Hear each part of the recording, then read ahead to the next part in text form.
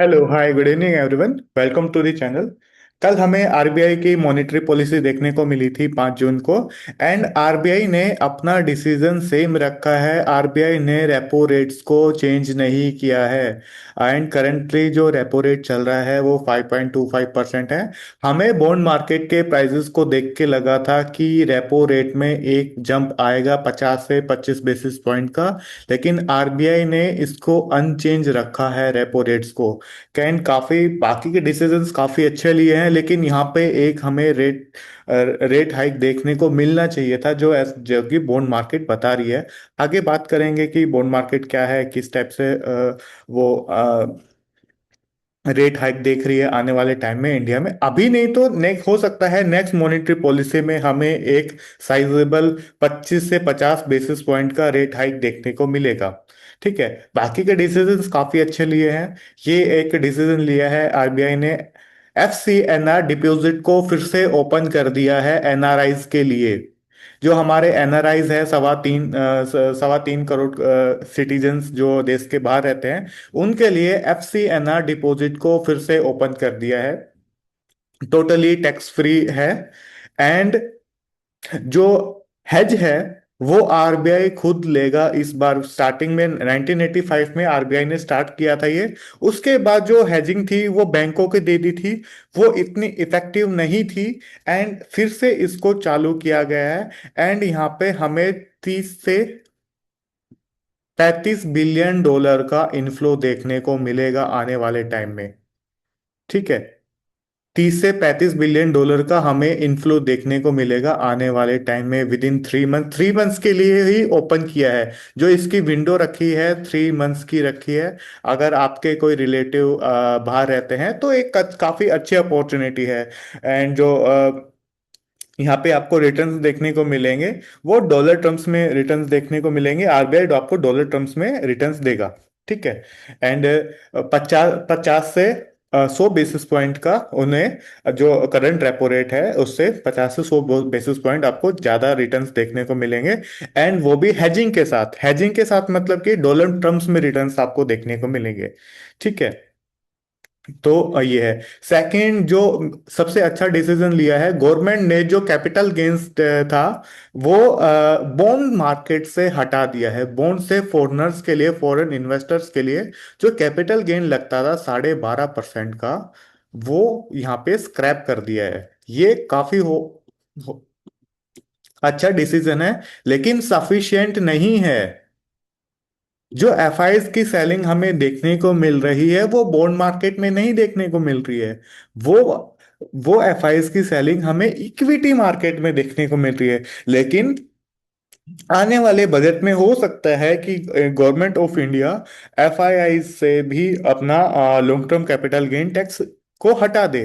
लेकिन जो आरबीआई के हाथ में था, आरबीआई ने शॉर्ट टर्म के को बैलेंस आउट करने के लिए जो लॉन्ग टर्म कैपिटल गेन्स था बॉन्ड मार्केट से, वो आरबीआई ने स्क्रैप कर दिया है यहाँ पे। ठीक है। एंड हाँ, एंड जो उसके अलावा जो 20% का टैक्स लगता है अगर आप प्री मैच्योर उसको सेल करते थे, तो 20% का टैक्स जो लगता था उसको भी विद होल्ड कर दिया है। ठीक है। एंड इसके बाद जो सेकंड हमें अपडेट देखने को मिला है वो ये है कि, एक सेकंड, यहाँ यहाँ पे मैंने अभी आपको बताया था कि आरबीआई ने जो ये बॉन्ड मार्केट से टैक्स को विड्रॉ किया है, टैक्स को स्क्रैप किया है। एक्चुअली जो प्रेशर है वो इक्विटी मार्केट में है। प्रेशर हमें इक्विटी मार्केट में देखने को मिल रहा है। यह यहाँ देखिए, आज जून 6 हो चुकी है, लेकिन जून मंथ में ऑलरेडी 2 बिलियन डॉलर का सेल ऑफ हमें देखने को मिल रहा है। 2 बिलियन डॉलर से ज्यादा का सेल ऑफ हमें देखने को मिल चुका है। लास्ट मंथ हमें 5.5 बिलियन डॉलर का सेल ऑफ देखने को मिला था। उससे पहले अप्रैल के अंदर हमें 8 बिलियन डॉलर का सेल ऑफ देखने को मिला था। यहाँ पे 5.5। एंड यहाँ पे 2.2, समथिंग 2.2। एंड यहाँ पे हमें 13 बिलियन डॉलर का, नियर अबाउट 13 बिलियन डॉलर का सेल ऑफ देखने को मिला था। तो जो आरबीआई यहाँ पे एफसीएनआर से एफसीएनआर से यहाँ पे जो $30 बिलियन जुटाने की पेशकश कर रहा है, जो सोच रहा है 30 से 35 बिलियन डॉलर की। कुछ एक्सपर्ट बोल रहे हैं कि यार ठीक है, नहीं 30-35 बिलियन डॉलर नहीं आ पाएगा, $25 बिलियन आएगा।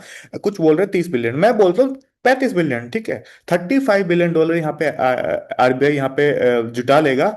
लेकिन प्रॉब्लम ये है सर, प्रॉब्लम बॉन्ड मार्केट में नहीं है, प्रॉब्लम इक्विटी मार्केट में है। जो सेल ऑफ हमें देखने को मिल रहा है, इतने बड़े बड़े सेल ऑफ देखने को मिल रहे हैं, वो इक्विटी मार्केट से देखने को मिल रहे हैं। क्योंकि एफआईज का जो पैसा है वो इक्विटी मार्केट से फ्लो हो रहा है। क्योंकि इक्विटी मार्केट में यहाँ पे 12.5% के टैक्सेस हैं। बॉन्ड मार्केट में क्या होता है सर, बॉन्ड मार्केट में फिक्स है कि आरबीआई ने बोला है कि 5.5-6% आपको रिटर्न्स देखने को मिलेगा मिलेगा। वो पैसा रिस्क नहीं लेता। लेकिन जो पैसा रिस्क लेता है, आप उसको टैक्स नहीं कर सकते। वो ओवरसीज आके आपकी कंट्री रिस्क लेता है, स्टॉक रिस्क लेता है, सेक्टर रिस्क लेता है, एंड फिर उसके बाद आके वो टैक्सेस पे करता है। तो ये नहीं चलता किसी भी आप कंट्री में जाए, एफआईएस कहीं भी टैक्सेस पे नहीं करते, एक्सेप्ट इंडिया। इंडिया ने भी 2018 में टैक्सेस इंट्रोड्यूस किए थे, long term capital gain tax. उससे पहले हमारी कंट्री में zero long term capital gain tax होता था। ठीक है। जो रियल प्रेशर देखने को मिल रहा है वो इक्विटी मार्केट से है। लेकिन आरबीआई ने काफी अच्छे स्टेप्स लिए हैं शॉर्ट टर्म को, एफसीएनआर को लेके हो, चाहे कैपिटल गेन टैक्स स्क्रैप करना हो बॉन्ड मार्केट से, ये काफी अच्छे स्टेप्स हैं। लेकिन ये शॉर्ट टर्म के स्टेप्स हैं, एक चीज ध्यान रखना, ये शॉर्ट टर्म के स्टेप्स हैं। सेकंड, जो प्रॉब्लम हमें देखने को मिल रही है, जो ये मैं आपको स्टार्टिंग में बताया था कि रेपो रेट अनचेंज रखा है। रेपो रेट को सर हमें बढ़ाना पड़ेगा। जो गवर्नमेंट ये 10 ईयर बॉन्ड यील्ड है वो 6.97% के आसपास ट्रेड कर रही है इंडिया की। ठीक है। 10 ईयर बॉन्ड यील्ड 7%, 6.97% के आसपास ट्रेड कर रही है। और ये कहीं ना कहीं बता रहा है कि आने वाले टाइम में आरबीआई को रेट हाइक करना पड़ेगा। चाहे वो 25 बेसिस पॉइंट हो, 50 बेसिस पॉइंट हो, रेट हाइक करना पड़ेगा। क्योंकि जो ये स्प्रेड बना हुआ है Indian bond market and US bond market के बीच, ये एक काफी बड़ी प्रॉब्लम क्रिएट हो जाएगी। देखो, यूएस की बॉन्ड मार्केट ऑलरेडी 4.5% पे ट्रेड कर रही है। ठीक है। अब होता क्या है कि आपको 4.5% यूएस में मिल रहा है।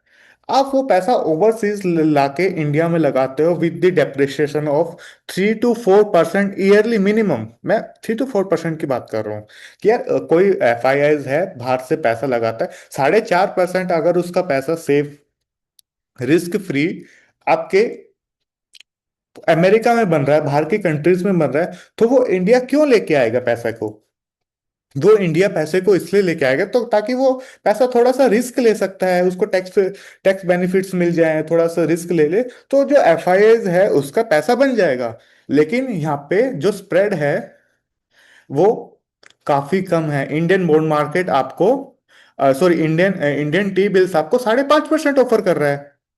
यही है ना, 5.5% आपको ऑफर कर रहा है, 4.5% तो आपको यूएसए में भी बन जाएगा। तो जो बीच का 3% गया, 3 से 4% जो मेरा करेंसी रिस्क होता है, वो मुझे मिला ही नहीं। ठीक है। पहले क्या होता था, पहले यूएसए में बॉन्ड प्राइसेस 2% के आसपास होते थे, 2%, 1.5%, 3%। करेक्ट। एंड इंडिया में आपको पता हो, बिफोर कोविड हमारे हमारे इंटरेस्ट रेट 7%, 8% के आसपास रहते थे। तो एक अच्छा खासा डिफरेंस मिल जाता था अमेरिकन इन्वेस्टर को यहाँ पे पैसा लगाने का। लेकिन अब वो नहीं रहा। इसलिए मैं बोल रहा था सूनर और लेटर इस मॉनेटरी पॉलिसी में नहीं, अगली मॉनेटरी पॉलिसी में हमें 25 से 50 बेसिस पॉइंट का हमें रेट हाइक देखने को मिलेगा। ये बात ध्यान रखना, 25 से 50 बेसिस पॉइंट का हमें रेट हाइक देखने को मिलेगा। ठीक है। तो ये क्लियर हो चुका है, बॉन्ड मार्केट बोल रही है। इसमें नहीं तो नेक्स्ट मॉनेटरी पॉलिसी में डेफिनेटली हमें देखने को मिलेगा। ठीक है। आई होप आपको वीडियो अच्छी लगी हो, तो अपने चैनल को सब्सक्राइब करें, लाइक करें।